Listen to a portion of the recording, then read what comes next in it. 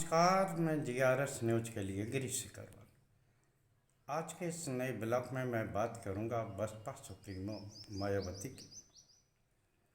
और उनके दिए गए उस बयान का जिसको लेकर उन्होंने संकेत दिए हैं कि आगामी चुनाव में वो भले ही किसी गठबंधन का हिस्सा न बने, लेकिन ईवीएम के मुद्दे पर वो विपक्षी दलों के साथ सर में सर मिलाती हुई दिखें। कल एक प्रेस वार्ता के दौरान उन्होंने स्पष्ट किया कि उनकी पार्टी ही नहीं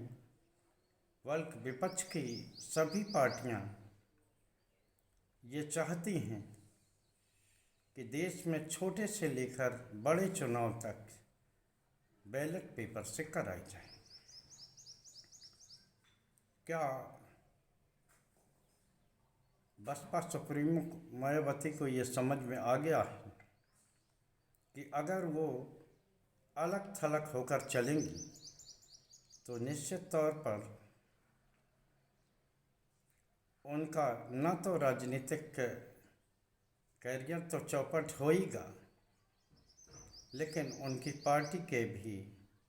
बुरे दिन आ जाएंगे। हालांकि उन्होंने ये आशा जताई कि जब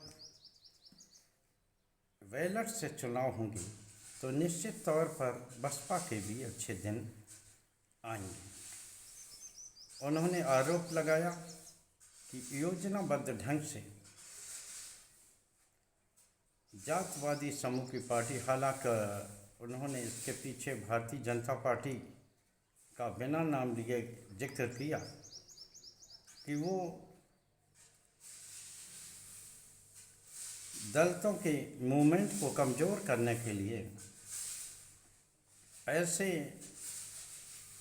तत्वों को आगे बढ़ाकर यहाँ तक कि विधायक और सांसद बना देते हैं। हालांकि इसके लिए भी उन्होंने भीम आर्मी के जो संयोजक हैं, राष्ट्रीय अध्यक्ष हैं,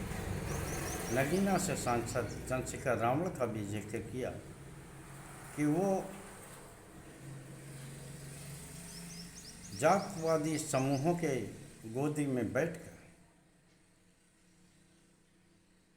कांशीराम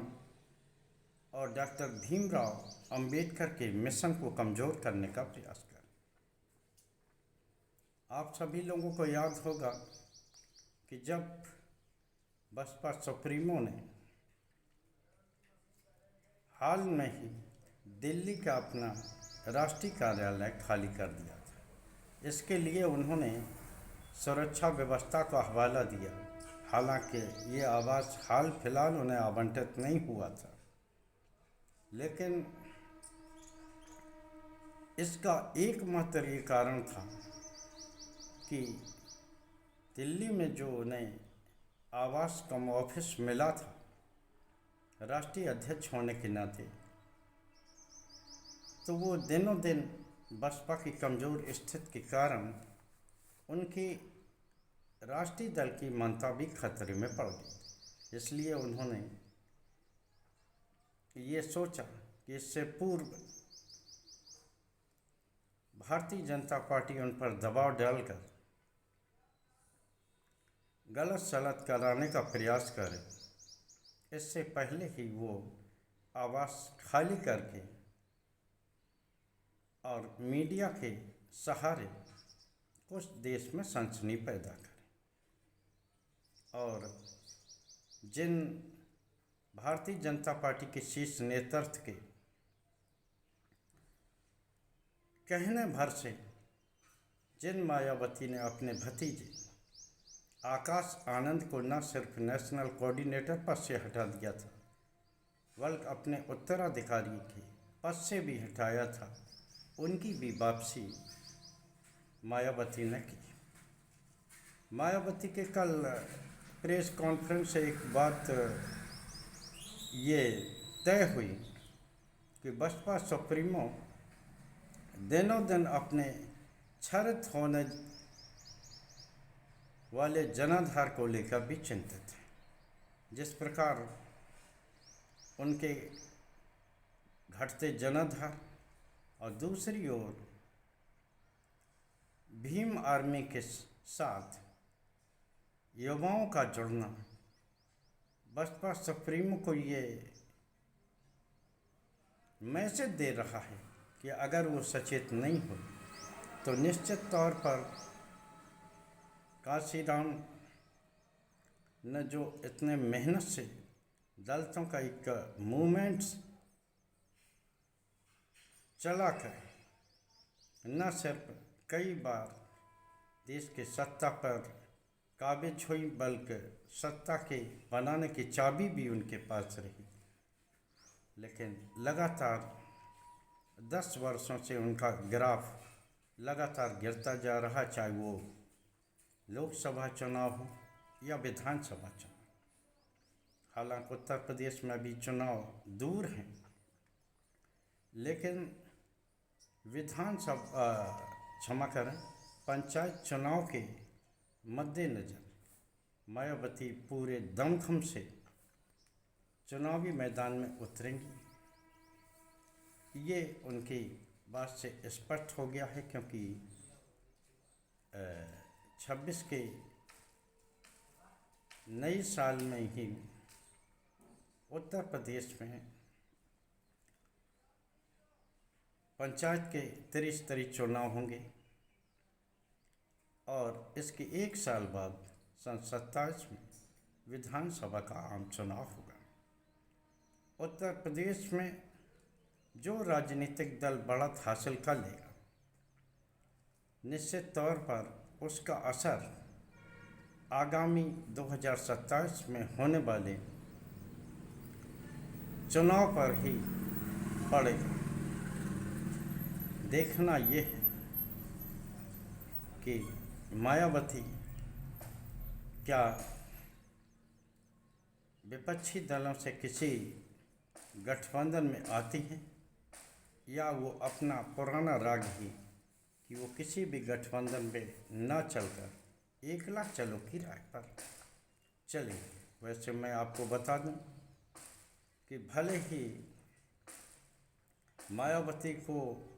उनके कथनानुसार गठबंधन से कोई फ़ायदा ना हुआ हो, लेकिन उनका जनाधार बढ़ा है, इसमें किसी को शक शुबा नहीं होना चाहिए, क्योंकि वो जितने बार भी जीती उनके साथ अन्य वर्गों का एक बहुत बड़ा वर्ग जुड़ा है। जब वो पूर्ण बहुमत से उत्तर प्रदेश की मुख्यमंत्री बनी, उस समय ब्राह्मण समुदाय के अधिकांश वोटर उनके साथ जुड़ गए थे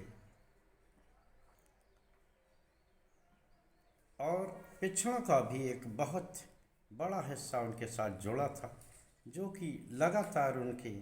कमज़ोर होते और मन से चुनाव लड़ने के न कारण ही इनसे छिटक कर अलग हुए। और हाल फिलहाल जो चंद्रशेखर रावण का जो उभार हुआ है, युवाओं का जुड़ाव उनके साथ है, इसीलिए बसपा सुप्रीमो मायावती ने उन्हें टारगेट किया। हालांकि सभी दलों को यह अधिकार है कि वो अपने जनाधार को बढ़ाए, अपनी रणनीतियां तय करें, लेकिन बसपा सुप्रीमो को ये भी ध्यान रखना होगा कि उनका पार्टी चलाने का जो तरीका है वो बिल्कुल अरविंद केजरीवाल की तर्ज पर है, या यूँ कहिए कि बसपा की ही नकल अरविंद केजरीवाल ने की है। हालांकि बसपा और आम आदमी पार्टी में एक अंतर है कि बसपा कैडर बेस पार्टी है और आम आदमी पार्टी का कोई कैडर नहीं है। उसकी सत्ता पहले बनी है और पार्टी बाद में उसने मजबूती हासिल की है। निश्चित तौर पर जिस तरह का आचरण अपने कार्यकर्ताओं के साथ, अपने जनाधार वाले नेताओं के साथ बसपा सुप्रीमो करती हैं, अगर उन्होंने इसमें अपने रवैये में परिवर्तन न किया तो निश्चित तौर पर भले ही वो कितने भी चुनाव लड़ती रहें, लेकिन छिटका हुआ जनाधार अब उनके पास वापस लौटेगा, इसमें संदेह है। लेकिन बार बार ये बात स्पष्ट हो गई है कि 2024 में किसी भी गठबंधन में न जाने वाली मायावती विधानसभा चुनाव अपने बल पर लड़ने वाली मायावती ईवीएम के सहारे जो उन्होंने एक दरवाज़ा विपक्षी दलों के लिए खोला है, समझौता हुआ संकेत देता है कि अगर अच्छा प्रस्ताव मिले तो निश्चित तौर पर बसपा सुप्रीमो इंडिया ब्लॉक का हिस्सा हो सकती हैं। आज के ब्लॉक में बस इतना ही। जय हिंद, जय भारत। आप सभी लोगों से निवेदन है कि आप मेरे छोटे से चैनल को सब्सक्राइब करें, प्यार दें और अपना कमेंट करके एक निष्पक्ष पत्रकारिता को मजबूती देने का प्रयास करें। आज के ब्लॉग में बस इतना ही। कल फिर किसी मुद्दे पर आपसे जुड़ने का प्रयास करूंगा। जय हिंद,